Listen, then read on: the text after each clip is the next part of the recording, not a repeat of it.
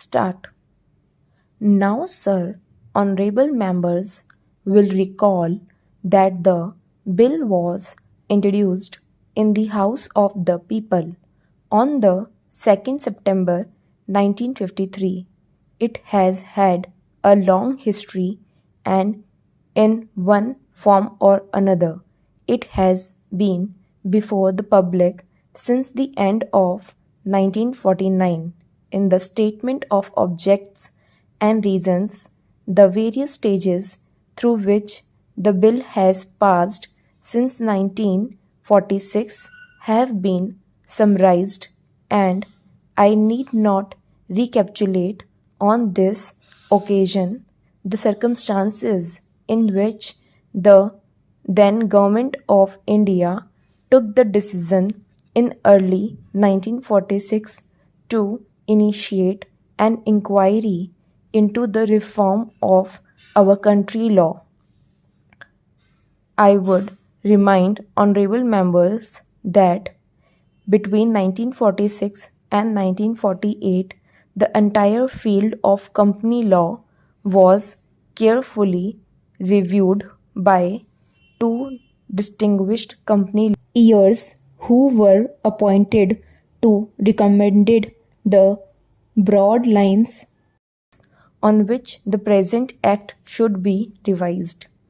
Their recommendations were examined in the then Ministry of Commerce, and certain tentative departmental views which emerged were circulated in a comprehensive memorandum to all recognized trade and industrial associations, bar associations, the high courts, and the state governments. That brought us to the end of 1949. Many representations on this memorandum were duly received from chambers of commerce, trade and industrial associations, state governments, and the general public. At the end of 1950, the Government of India appointed a committee under the chairmanship of Shri Bhabha to go into the entire question of the revision of the companies with particular reference to its bearing on the development of trade and industry in the country. This committee examined a large number of witnesses in many parts of the country and submitted its report in March 1952. This report again was circulated to all state governments, chambers of commerce, trade associations, high court, and many other bodies. At the same time, a special officer was appointed in the Department of Economic Affairs, Ministry of Finance, to examine the report in the light of the views received from the interested public and to submit proposals to government for the revision of the present act. The bill now before the House is based largely on the recommendations of the Company Law Committee modified in a few particulars. Honorable members will notice that so far as public relations go, the bill has covered adequate ground. In a measure like the Companies Bill, however, which covers the entire field of the operation of joint stock companies, the limit of consultation and discussion can never be exhausted, and I would like to inform honorable member that although the bill was introduced in Parliament over 7 months ago, our officers have been engaged throughout this period in further studies and informal discussion with the interests concerned, and on occasions I have also participated in such discussions.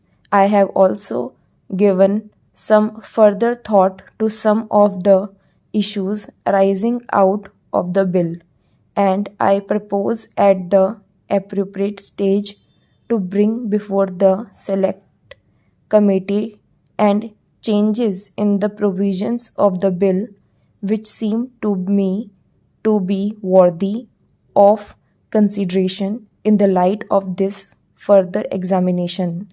No honorable member will have noticed that the bill contains 6 clauses and 12. I think it is probably one of the longest legislative measures in recent legislative history, but its size might be regarded as misleading unless I make a few comments. The bill is both, one must remember, a consolidating and amending measures.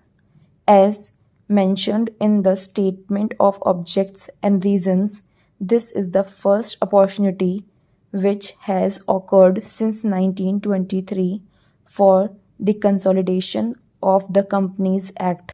Advantages has been taken of this opportunity to redraft several long and complicated sections in the present Act which have been split up into a large number of clauses.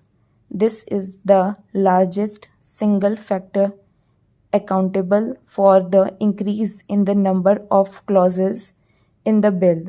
New clauses embodying substantial changes in the present law would hardly constitute more than a small fraction of the bill. I would also draw attention to the structural changes in the bill to which a reference has been made in the statement of objects and reasons. The redraft of the bill and the rearrangement of the existing chapters in the Companies Act in a more logical order, I think, resulted in a noticeable improvement in the form of the bill, and I hope will facilitate better understanding and appreciation of the scheme. I wish that the act which came into effect long ago was implemented properly.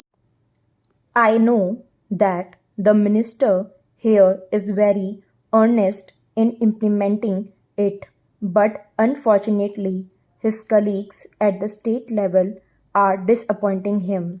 Unfortunately, no steps have been taken for trimming or toning up the administration at the state level and at the district level. They have to be taken immediately.